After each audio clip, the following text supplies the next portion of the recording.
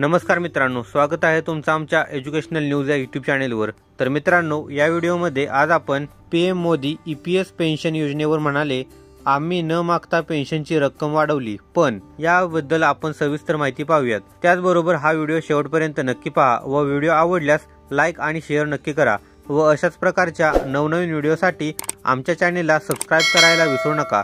चला तर मग व्हिडिओला सुरुवात करूयात।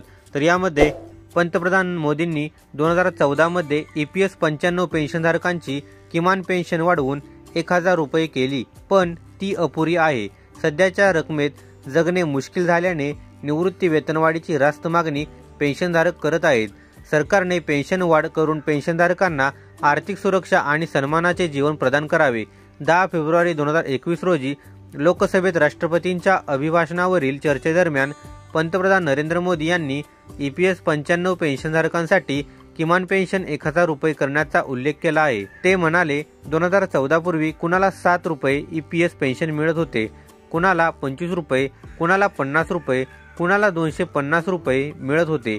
हे सर्व देशात चालू होते। मी म्हणालो की हे पैसे गोळा करायला सुद्धा एका ऑटो रिक्षाला यापेक्षा जास्त खर्च झाला असता। मला कोणीही विचारले नव्हते, माझ्याकडे कोणत्याही कामगार संघटनेने अर्ज केला नव्हता, तरीही आम्ही त्यांना किमान 1000 रुपये देण्याचे ठरवले, तरीही आम्हाला कोणीही विचारले नव्हते। ऑक्टोजेनेरियन पेन्शनरची दुर्दशा। मी 80 वर्षाचा नागरिक आहे, मला फक्त 1112 रुपये पेन्शन मिळते। वैद्यकीय सुविधांसाठी इतरांवर अवलंबून राहावे लागते।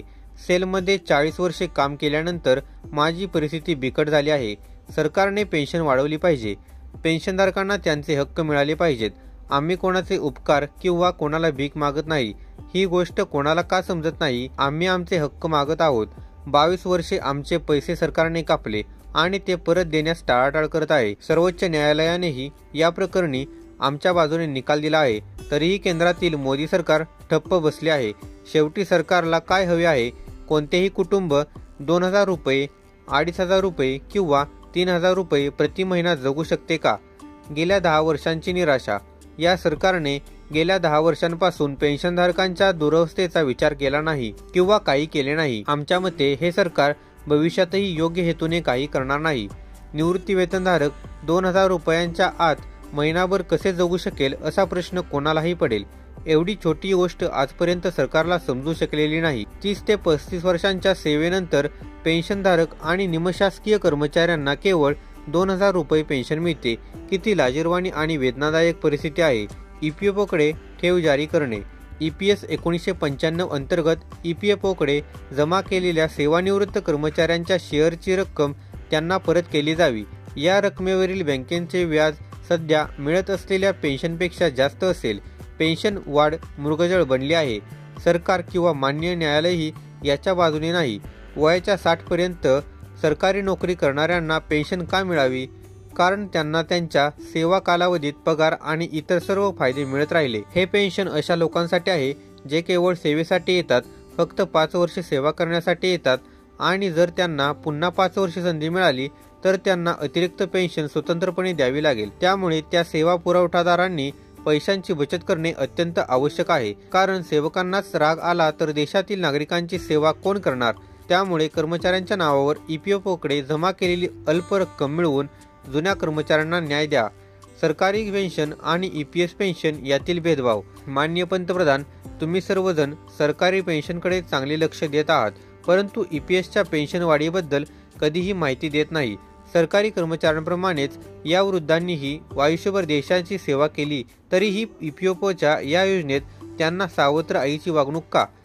जेव्हा ईपीएस 95 चे लोक मोदीजींना भेटले तेव्हा तुम्ही म्हणाले होते की हे मोठे काम नाही। 3 वर्षानंतरही हे पेन्शनधारक आशेने पाहत आहेत। दयाळू व्हा आणि वडीलधाऱ्यांचा आशीर्वादही घ्या, जेणेकरून त्यांच्या आयुष्यात काही वर्षे उरली आहेत त्यांना स्वाभिमानाने जगता येईल। तुम्ही आम्हाला सांगा, गॅस सिलेंडरची किंमत 1000 रुपये असताना 1000 ते 2500 रुपयापर्यंतच्या महागाईत कुटुंब कसे जगू शकते? कामगार मंत्र्यांचे एकच उत्तर।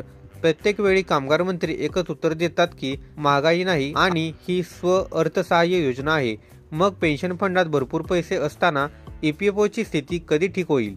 सरकारने ही योजना या वृद्ध पेन्शनधारकांवर का लादली? आजपर्यंत ज्या काही उच्च संनियंत्रण समिती आणि कोश्यारी समिती स्थापन झाल्या आहेत त्यांची आजपर्यंत अंमलबजावणी झालेली नाही। यावरून सरकार सावत्र आईगत वागत असल्याचे स्पष्ट झाले आहे।